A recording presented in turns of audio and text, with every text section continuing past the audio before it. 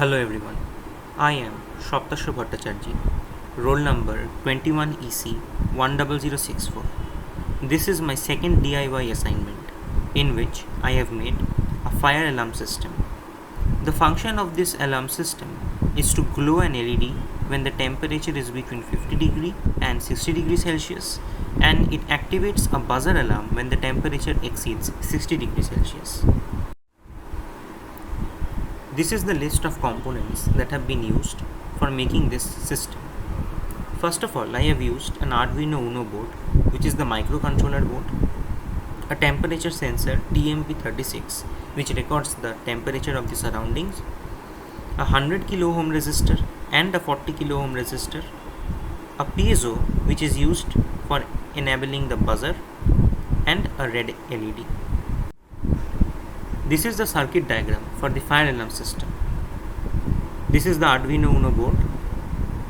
This is the red LED, the 100 kilo ohm resistance, the 40 kilo ohm resistance, the buzzer, and the temperature sensor consisting of 3 pins: the source voltage, the ground pin, and the output pin. This is how the different components have been connected to each other. First of all, the 5V pin of the Arduino board has been connected to the positive terminal of the breadboard, and the ground pin of the Arduino board has been connected to the negative terminal of the breadboard. This ensures that the different circuit components and the sensors receives the power that is necessary for their operation. The breadboard has two parts, the upper part and the lower part, which are separated from each other. To ensure that the upper part is also fully functional, I have connected the two halves. The positive terminal of both the parts have been connected using the red wire, and the negative terminal of both the halves have been connected to each other using this black wire. This is the temperature sensor TMP36. It is a 3-port device. The first pin is the power pin. The temperature sensor can work only when it receives the power, and hence it has been connected to the positive terminal of the breadboard. This is the ground pin, and it has been connected to the negative terminal of the breadboard. This is the output pin, and it has been connected to the analog pin A0 of the Arduino board. The sensor gives out an analog output to the microcontroller board, which has to be converted into digital signal using an analog to digital converter. This is the LED. It has two terminals, the cathode, which is the negative terminal, and the anode, which is the positive terminal. The anode has been connected to the digital pin 5 of the Arduino board, and the cathode has been connected to the negative pin of the breadboard. This is the buzzer. It also has two terminals, the positive and the negative. The negative terminal is connected to the negative terminal of the breadboard, and the positive terminal has been connected to the digital pin 12 of this Arduino board. This is the block representation of the code that has been used to implement the fire alarm system. The temperature sensor outputs analog values, but I want this temperature to be in the range of -40 to 125 degrees Celsius, and hence I have used this map function in order to do so. I also want the system to display the temperature that has been sensed by the temperature sensor, and hence I have used this command print to serial monitor. It will print the temperature value, and every temperature value will be printed in a new line.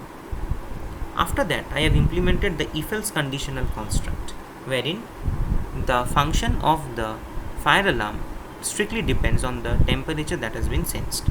If the temperature is between 50 and 60 degrees Celsius, then it will set digital pin 5 to high, and it will keep digital pin 12 to low, which means that only the LED will glow, but the buzzer will not give an alarm. However, if the temperature is not within the range of 50 to 60, then the control comes to the else part. It checks if the temperature is less than 50. If the temperature is less than 50, then nothing happens, and so the digital pin 5 has been set to low, and the digital pin 12 has been also set to low, which means that neither the buzzer will be activated nor the LED will glow. However, if the temperature is beyond 60, then both the LED and the buzzer must be active. and hence the digital pin 5 and the digital pin 12 both has been set to high. This is the text form of the C code. Firstly, an integer variable temperature has been initialized with the value 0. Within the void setup part of the code, the mode of each of the pins has been described. The analog pin A0 is an input pin. It receives input from the temperature sensor. Since I want each of the temperature readings to be displayed in the serial monitor, I have written this line serial.begin, which ensures serial communication. Digital pin 5 and digital pin 12 are output pins. Digital pin 5 is used to control the LED, while digital pin 12 is used to control the buzzer. This is the void loop part of the code. The first line converts the temperature read by the temperature sensor into a range of -40 to 125 degrees Celsius. The second line is used to print the temperature that has been sensed by the temperature sensor on the serial monitor every time in a new line. After that, I have the if-else conditional construct. It checks if the temperature is greater than 50 and less than or equal to 60 degrees Celsius. Then the digital pin 5 is set to high and the digital pin 12 is set to low, which means that the LED will glow but the buzzer will still be inactive. If this is not the case, then it checks if the temperature is less than or equal to 50 degrees Celsius.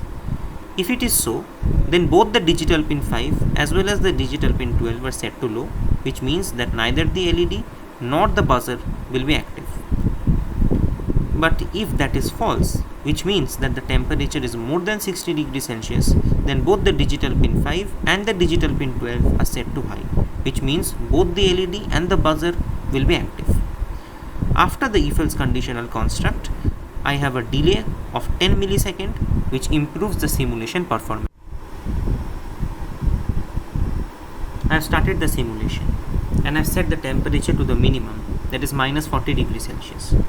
I will keep on increasing it until I reach 50 degrees Celsius. Till 49 degrees Celsius, the LED is inactive and the buzzer is also inactive. Once I cross this barrier of 49, the LED starts, but still the buzzer is not working. Till the temperature of 60, the LED is glowing but the buzzer is not.